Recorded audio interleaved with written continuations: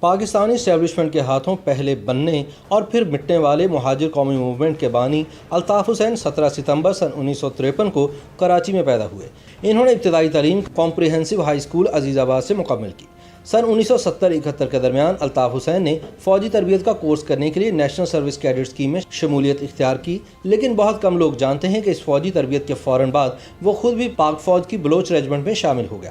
سن 1974 میں medical college میں داخلہ نہ ملنے کے بعد الطاف حسین نے اسلامیہ سائنس کالج سے مائکرو بایولوجی میں BSc کی، پھر کراچی یونیورسٹی کے شعبہ فارمیسی میں داخلہ لیا، جہاں 11 جون سن 1978 کو الطاف حسین اور اس کے ساتھیوں نے آل پاکستان مہاجر اسٹوڈنٹس آرگنائزیشن یا APMSO قائم کی۔ کئی برس تک الطاف حسین اور اس کی نومولود تنظیم کو تعلیمی اداروں میں جماعت اسلامی کی طلباء تنظیم اسلامی جمعیت طلباء کی مخالفت کا سامنا رہا۔ جب جمعیت کے تھنڈر اسکواڈ نامی مسلح بازو نے یونیورسٹی سمیت قریباً تمام تعلیمی اداروں میں ان کا داخلہ بند کر دیا تو الطاف حسین نے موقف اپنایا کہ ہم جمعیت کا مقابلہ نہیں کر سکتے، کیونکہ ان کے پیچھے جنرل ضیاء الحق ہے، یعنی جماعتیوں کے ساتھ ریاست کی طاقت ہے۔ تاہم پھر ضیاء الحق نے سندھ خصوصاً کراچی میں پیپلز پارٹی کو پیچھے دھکیلنے کے لیے الطاف حسین کے سر پر دست شفقت رکھنے کا فیصلہ کیا۔ شہری سندھ کے احساس محرومی اور مایوسی اور پرکشش نعروں کے سہارے ضیاء جنتا کی سرپرستی میں الطاف نے آگے بڑھنے کا سفر جاری رکھا۔ ضیاء دور میں بلدیاتی انتخابات کے موقع پر نمائندگی سے محروم عام لوگوں کو MQM کے ذریعے اپنی سیاسی نمائندگی کی امید نظر آنے لگی۔ ضیاء نے بھی پیپلز پارٹی کو ٹھکانے لگانے کے لیے جماعت اسلامی کی جگہ مہاجروں کو آگے لانے کا فیصلہ کر لیا۔ MQM نے اس ماحول کا فائدہ اٹھایا اور 8 اگست سن 1986 کو نشتر پارک میں ایک بڑا جلسہ کر کے طاقت کے مظاہرے کا فیصلہ کیا۔ گلی محلوں میں جلسوں اور مظاہروں کے ذریعے نشتر پارک جلسے کی زبردست تشہیر کی گئی۔ موسلا دھار بارش کے باوجود 2 گھنٹے تک الطاف حسین نے شعلہ بیانی کی۔ کہتے ہیں کہ نشتر پارک جلسے کی کامیابی نے الطاف حسین کے لیے سن 1987 کے بلدیاتی انتخابات میں کامیابی کی ایسی راہ ہموار کی جس کا اندازہ تو شاید خود الطاف حسین اور اس کی تنظیم کو بھی نہیں رہا ہوگا۔ ان انتخابات میں فقید المثال کامیابی کے نتیجے میں مہاجر قومی موومنٹ نے تقریباً تمام نشستیں حاصل کیں اور ڈاکٹر فاروق ستار MQM کے پہلے میئر کراچی منتخب ہوئے۔ سن 1988 میں جب بہت طویل عرصے کے بعد ملک میں جماعتی بنیادوں پر عام انتخابات ہوئے تو شہری سندھ پورا MQM اور دیہی سندھ مکمل طور پر پیپلز پارٹی کی جھولی میں آ گرا اور دونوں جماعتوں نے مل کر صوبائی اور وفاقی حکومتیں تشکیل دیں۔ مقبولیت کی اس انتہا پر الطاف حسین کی MQM بلا شرکت غیر کراچی کے سیاسی، بلدیاتی، انتظامی اور مالی معاملات کی مالک بن گئی، مگر یہ سیاسی اتحاد سن 1989 میں ہی ختم ہو گیا۔ اس سے قبل 17 اگست سن 1988 کو طیارے کے حادثے میں جنرل ضیاء الحق کی ہلاکت کے بعد کراچی سے تعلق رکھنے والے جنرل اسلم بیگ مرزا فوج کے سربراہ بنے، مگر نو منتخب وزیر اعظم اور پیپلز پارٹی کی سربراہ بے نظیر بھٹو سے ان کے تعلقات کبھی بہتر دکھائی نہیں دیے۔ اسلم بیگ کے زمانے میں بے نظیر الطاف حسین کی حمایت سے محروم ہوئے اور پھر اکتوبر سن 1989 میں ایوان میں عدم اعتماد کی تحریک سے مشکل بچنے والی ان کی حکومت اگست سن 1990 میں صدر غلام اسحاق خان نے برطرف کر دی۔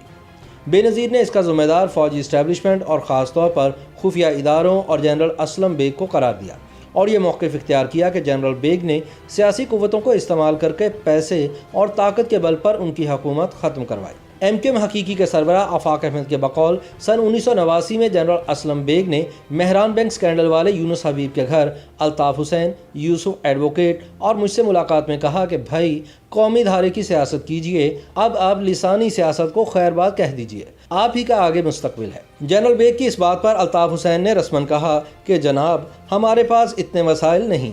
اسلم بیگ نے یونس حبیب سے کہا اور یونس حبیب نے فوراً الطاف حسین کو تگڑی رقم تھما دی۔ آفاق احمد کے بقول مہاجر کاز چھوڑ کر قومی دھارے کی سیاست کے لیے رضامندی ظاہر کرنے کی وجہ سے الطاف کے ساتھ اس کا پہلی بار اختلاف ہوا۔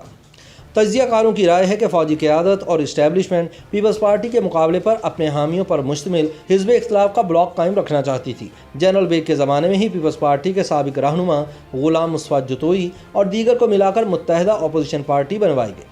ملک بھر میں اس کے جلسے ہوئے اور کراچی میں تو شاہراہ قائدین پر بہت ہی بڑا جلسہ ہوا جس میں الطاف حسین کا جادو بھی بولتا دکھائی دیا۔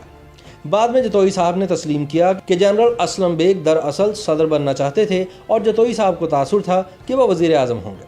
جب صدر غلام اسحاق خان نے جنرل اسلم بیگ کو بطور آرمی چیف مدت ملازمت میں توسیع نہیں دی تو فوجی قیادت تبدیل ہوئی اور جنرل آصف نواز جنجوعہ آرمی چیف بن گئے۔ اس وقت تک اپنی پارلیمانی طاقت کے بل پر کھڑی الطاف حسین کی MQM کو اپنی سیاسی اہمیت اور طاقت کا اندازہ تو ہو چکا تھا، مگر اس کا اصل منبع یعنی فوجی اسٹیبلشمنٹ کی طاقت کا اندازہ لگانے میں شاید کہیں بھول ہو گئی۔ الطاف حسین اور MQM نے علاقائی کنٹرول کی پالیسی اپنا لی۔ طاقت کے بل پر علاقوں کو اپنی گرفت میں رکھنے کی کوششوں میں MQM سے کئی فاش غلطیاں ہوں۔ ان میں فوج کے میجر کلیم کو لانڈھی میں اغوا کرنے کی غلطی بھی شامل تھی۔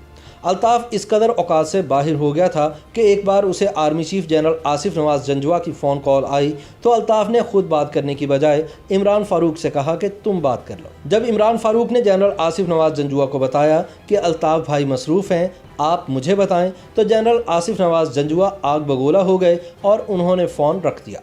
اکتوبر سن 1990 کے انتخابات ہوئے اور نواز شریف کی قیادت میں مرکز میں اسلامی جمہوری اتحاد نے کامیابی حاصل کی تو الطاف حسین کی MQM نے نواز شریف حکومت میں شمولیت اختیار کر لی۔ پیپلز پارٹی کے کھلے دشمن جام صادق، نواز شریف اور الطاف حسین سن 1990 میں ایک جلسے کے دوران سٹیج پر ایک ساتھ بیٹھے نظر آئے۔ سیاسی طاقت کے بل پر MQM اس وقت تک اتنی مضبوط ہو چکی تھی کہ شہر اور پولیس جیسے ریاستی اداروں کا کنٹرول سنبھالنے کی کوششیں بھی کی جانے لگیں اور بلدیہ سندھ حکومت کے معاملات میں الجھنے کے ساتھ ساتھ دیگر اداروں سے بھی دانستہ یا غیر دانستہ مٹ بھیڑ کی نوبت آنے لگی۔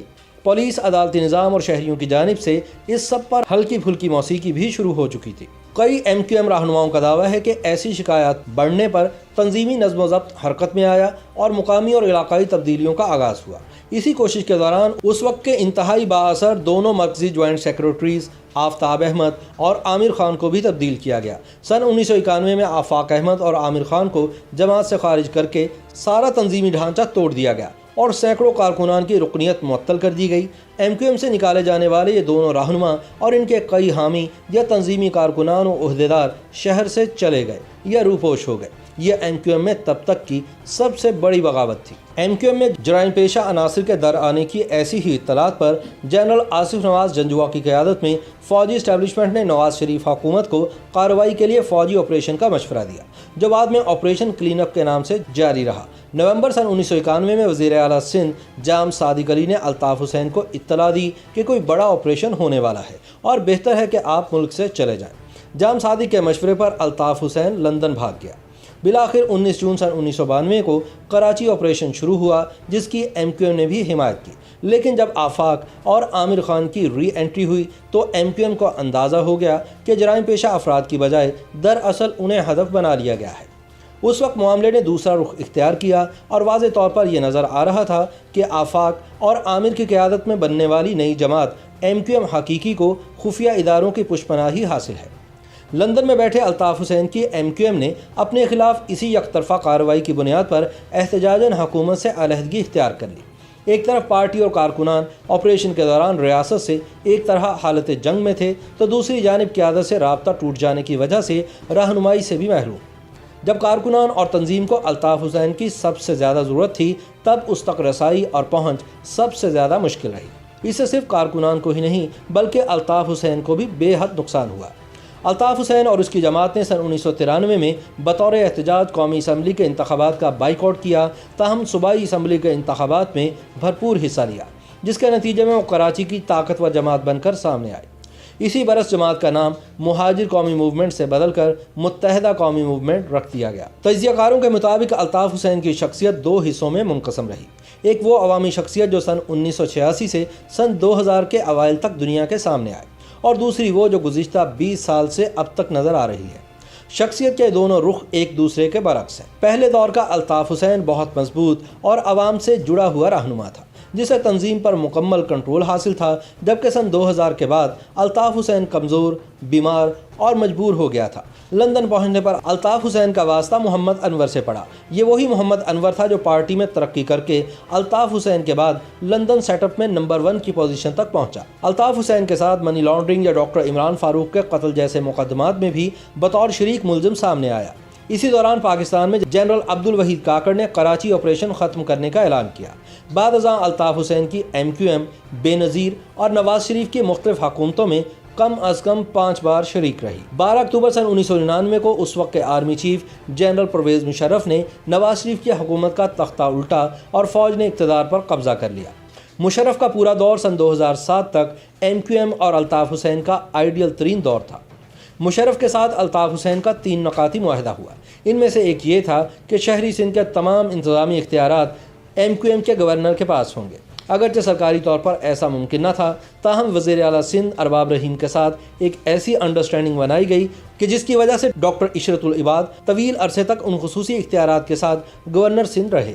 مشرف نے MQM کی صحیح اور غلط ہر بات مانی۔ اس کے بدلے میں MQM نے نواز شریف اور بے نظیر بھٹو کی سندھ اور وفاق میں حکومت سازی کے لیے کبھی حمایت نہیں کی۔ تجزیہ کاروں کا کہنا ہے کہ جنرل مشرف کے سیاسی عزائم تھے اور ان کی تکمیل کے لیے اسے الطاف حسین اور MQM کی سیاسی حمایت کی ضرورت تھی، لہٰذا MQM کی صحیح اور غلط ہر بات مانی جاتی رہی۔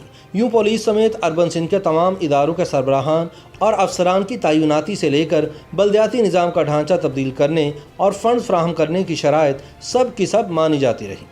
مشرف کے ساتھ ہونے والے معاہدے کا ایک اور نقطہ یہ بھی تھا کہ آفاق احمد اور عامر خان کو یا تو پاکستان سے باہر بھیج دیا جائے گا یا پھر جیل میں ہی بند رکھا جائے گا، اور بیت الحمزہ سمیت MQM حقیقی کے تمام دفاتر ختم کیے جائیں گے۔ اس کی بدولت دونوں رہنما لگ بھگ 8 برس جیل میں رکھے گئے۔ لانڈی میں حقیقی کا مرکزی دفتر بھی مسمار کر دیا گیا۔ اس کے بدلے میں MQM نے جنرل مشرف کے مخالفین یعنی نواز شریف اور بے نظیر بھٹو کی سندھ اور وفاق میں حکومت سازی کے لیے کبھی حمایت نہیں کی۔ تاہم سکھ کے اس زمانے میں پارٹی میں اندرونی تبدیلیاں اور بیرونی مسائل سامنے آتے رہے۔ لندن میں بیٹھے الطاف حسین نے ندیم نصرت کو امریکہ سے واپس بلایا اور یہ بات محمد انور اور بہت سے دیگر رہنماؤں کو پسند نہیں آئی۔ کراچی اور لندن میں ان تبدیلیوں نے پارٹی میں نئی مگر خفیہ دھڑے بندی کو تیز کر دیا۔ عامر خان اور آفاق احمد کو الطاف حسین کے کہنے پر مشرف دور میں کئی سال جیل میں رکھا گیا، لیکن بعد میں سافٹ ویئر اپ ڈیٹ ہونے کے بعد وہ الطاف حسین کی قیادت میں ہی ایک بار پھر MQM میں شامل ہو گئے۔ MQM کے عہدیدار تیزی سے تبدیل کیے جانے لگے اور نئے نئے واپس آنے والے رہنماؤں عامر خان اور ندیم نصرت کی رائے کو اہمیت ملنے لگی۔ ان فیصلوں پر ناراض کارکنوں نے اپنے ساتھیوں کی تنظیمی خلاف ورزیوں، سرکاری اداروں سے متعلق مالی بدعنوانیوں اور دیگر بگڑتے معاملات پر پہلی بار دبے لفظوں پارٹی کے اندر اور پھر کھلے عام سماجی محافل اور سیاسی بیٹھکوں میں اعتراض کرنا شروع کیا، مگر الطاف اس سے بے خبر رہا۔ لندن اور کراچی ان تبدیلیوں سے گزر ہی رہے تھے کہ جنرل مشرف نے الطاف حسین کو مشورہ دیا کہ وہ پاکستان واپس آ جائے۔ تاہم MQM کے کئی رہنماؤں نے وطن واپسی پر قتل ہو جانے کے خدشات ظاہر کر کے الطاف حسین کو لندن میں ہی رہنے کا مشورہ دیا۔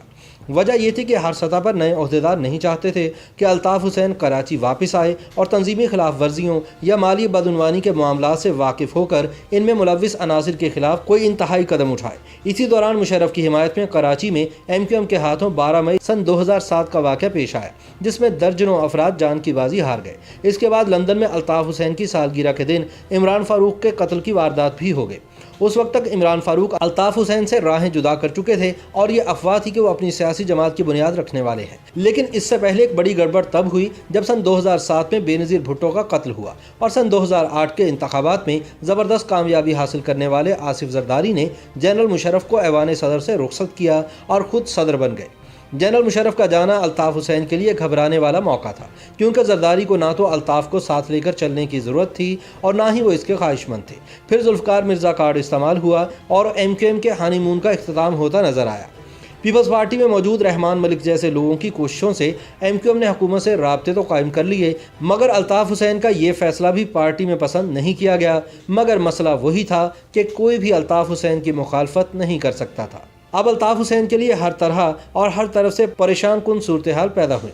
حکومت میں شمولیت کے بغیر MQM کی بقا کا مسئلہ، پے در پے فیصلوں کی ناکامی یا غیر مقبولیت، پارٹی میں دھڑے بندی، اسکاٹ لینڈ یارڈ کی جانب سے عمران فاروق قتل کی تفتیش کے دوران منی لانڈرنگ کیس کا ابھر آنا، بھارتی خفیہ اداروں سے روابط کا انکشاف اور اعتراف، لندن میں قیام کی وجہ سے پارٹی پر ڈھیلی پڑتی ہوئی گرفت اور کراچی سے آنے والی مالی بدعنوانی میں ساتھیوں کے ملوث ہونے کی شکایات، کتنا کچھ تھا۔ اس سب نے مل کر الطاف حسین کو شدید عدم تحفظ کا شکار بنا دیا۔ تب الطاف حسین کی شخصیت کا دوسرا روپ ابھر کر سامنے آیا، یعنی کمپرومائز، ذہنی طور پر منتشر اور مغلوب، نہ وہ قروفر، نہ وہ تم تراک اور نہ وہ پہلی سی رمق۔ اس دور میں کبھی کبھی تو ایسا لگتا تھا کہ جیسے الطاف حسین ایک نفسیاتی مریض ہے۔ اس کے علاوہ جسمانی طور پر کثرت شراب نوشی، گردوں کی بیماری بدترین ذیابیطس اور بے خوابی کے مرض نے الطاف حسین کو اندر سے کھوکھلا کر دیا تھا۔ ٹی وی چینلز پر اپنے خلاف ہونے والی گفتگو اور اس کا پارٹی رہنماؤں کی جانب سے مناسب دفاع نہ ہونے پر رہنماؤں سے الطاف کی ناراضی بڑھتی چلی گئی اور پھر بالآخر وہ خود موقع بے موقع تقریروں کے دوران بالکل دوسرے راستے پر جانا شروع ہو گیا۔ سن 2013 میں جنرل رحیل شریف کے زمانے میں آپریشن رد الفساد شروع ہوا اور مذہبی اور فرقہ وارانہ شدت پسندوں کے ساتھ ساتھ سیاسی جماعتوں کے جرائم پیشہ عناصر کے خلاف بھی کارروائی کا آغاز کر دیا گیا۔ ایم کیو ایم کو بھی بتا دیا گیا تھا کہ کسی بھی قسم کی شدت پسندی یا عسکریت پسندی کی گنجائش نہیں رہی، لیکن ذہنی امراض، دباؤ، مایوسی اور ناکامیوں کا شکار الطاف اس نئے آپریشن کو سمجھ ہی نہ سکا۔ جب بعض مواقع پر گورنر عشرت العباد کو فوجی اسٹیبلشمنٹ کی جانب سے نظر انداز کیا گیا، تب جا کر الطاف حسین کو معاملات کی سنگینی کا احساس ہونا شروع ہوا، لیکن تب تک بہت دیر ہو چکی تھی۔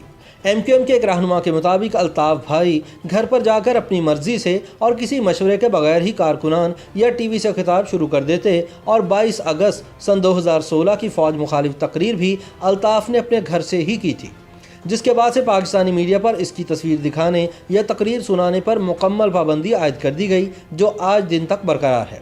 22 اگست کے واقعے کے بعد الطاف کے پاکستان میں موجود ساتھیوں پر اس قدر شدید دباؤ آیا کہ انہوں نے خود کو ایم کیو ایم لندن سے الگ کر کے اپنے ہی سابق قائد کے خلاف قومی اسمبلی میں قرارداد مذمت پیش کر دی۔ تب سے اب تک الطاف حسین سیاسی منظرنامے سے غائب ہے اور لندن میں ذلت آمیز زندگی گزار رہا ہے۔ YouTube پر گوگلی نیوز دیکھنے کے لیے youtube.com کی سرچ بار میں googly news T V type کریں۔ گوگلی نیوز کے پیج پر سرخ رنگ کے سبسکرپشن والے بٹن پر کلک کرنا نہ بھولیے۔ YouTube پیج پر اپلوڈ ہونے والی ویڈیوز سے باخبر رہنے کے لیے بیل آئیکن پر کلک کیجیے۔ آپ کو ہر نئی ویڈیو کے بارے میں نوٹیفیکیشن موصول ہو جائے گا۔